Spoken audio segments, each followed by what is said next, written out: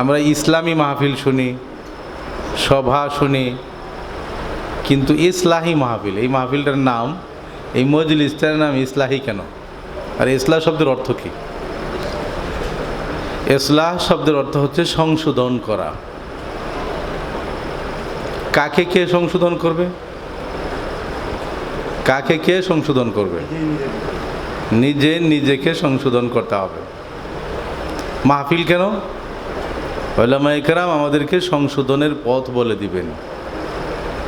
উলামায়ে কেরাম আমাদেরকে ভুল পথ থেকে সঠিক পথে আসার পরামর্শ দিবেন, দিক নির্দেশনা দিবেন। যেহেতু সংশোধনীমূলক কথাবার্তা হবে মজলিসে, এই জন্য এই মজলিসের নাম ইসলাহি মজলিস। ইসলাহ মানুষ দুইভাবে করে, সংশোধন মানুষ দুইভাবে করে। দুইজনের মধ্যে বিরোধ লাগছে, ঝগড়া লাগছে, তৃতীয় পক্ষ গিয়া কি করে? সংশোধন করে দেয়, মিটাইয়া দেয়, মিলমিশ করে দেয়। আর নিজের সংশোধন কে করবে?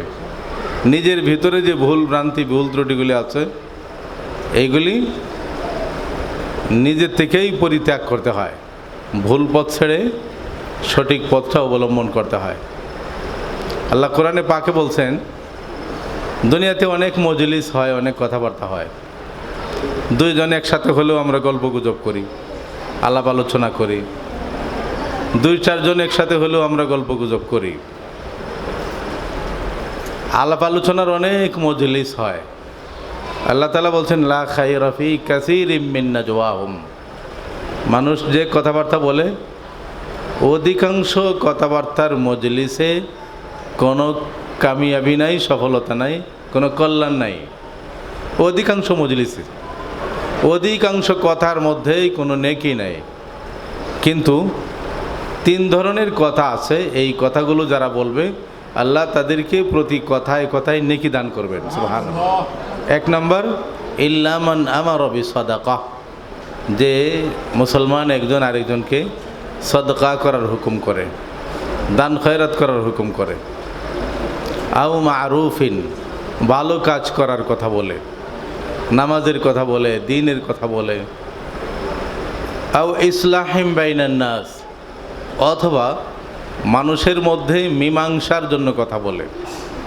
পরস্পরের ঝগড়া লাগছে, বিবাদ লাগছে, তারা দুইজনের মধ্যে মিলিয়ে দেওয়ার জন্য যারা কথা বলে।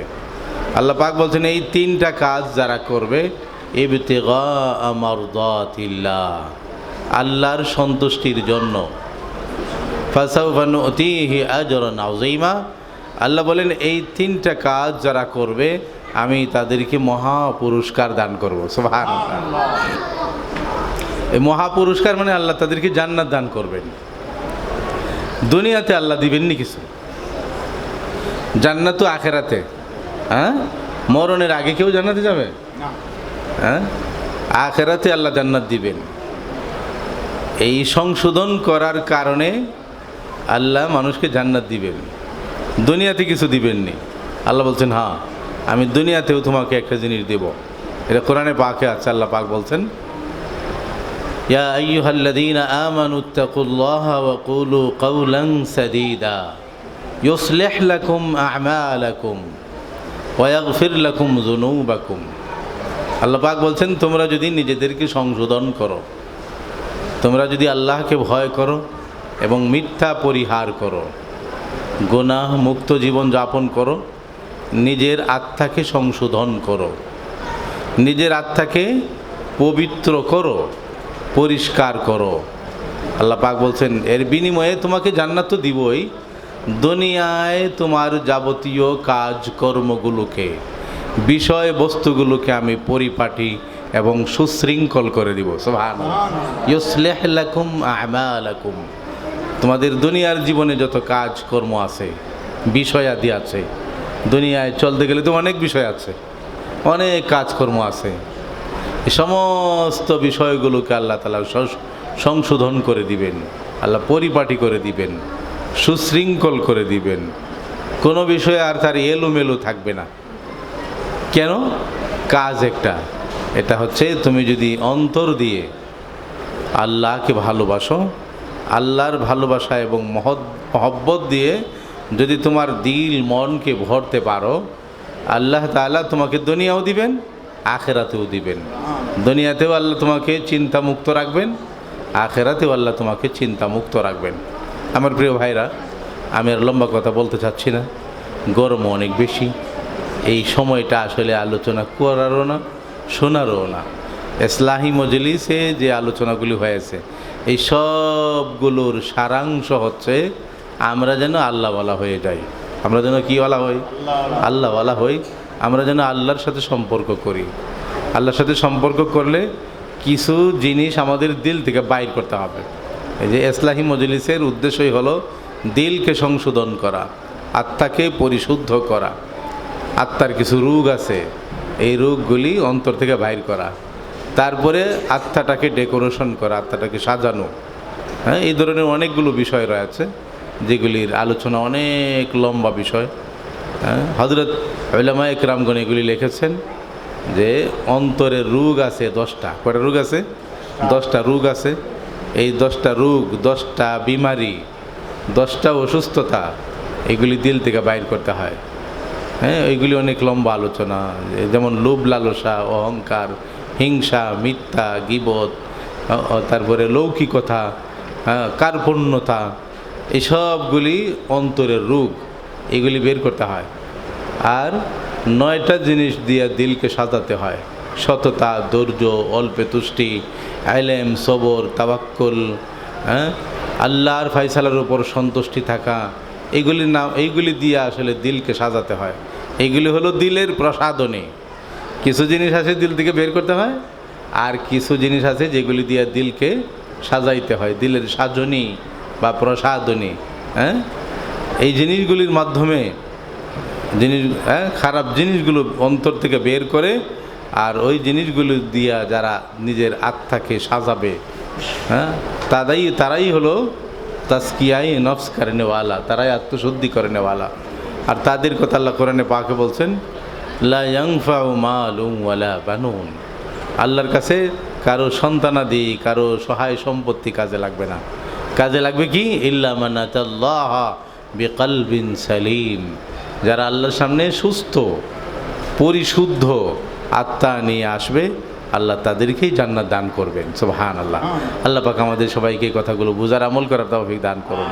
আমরা তো বুঝি আসলে কি করলে আত্মাটা যে পরিষ্কার হইব, এটা বুঝি না। নামাজ পড়লে মনের মধ্যে শান্তি লাগে না, না পড়লে অস্থিরতা লাগে। রোজা রাখলে ভালো লাগে, না রাখলে অস্থিরতা লাগে। মিথ্যা কথা বললে দেখবেন মনের মধ্যে একটা ধাক্কা লাগে, ঠিক আছে না? আমি এটা ঠিক করি নাই। কাউকে একটা গালি দিলে, কাউকে ঠগায় দিলে মনের মধ্যে ধাক্কা লাগে, আমি এটা ঠিক করি নাই, ঠিক আছে? আর ভালো কাজ করলে ভালো লাগে। এটাকেই বলা হয় আত্মার প্রশান্তি। আত্মার শান্তি কখন আসবে? যখন মানুষ আত্মার অন্তরের অন্তঃস্থল থেকে আল্লাহর হুকুমগুলো মানবে, তখনই আল্লাহ পাক রব্বুল আলামিন দিলের মধ্যে শান্তি দান করবেন।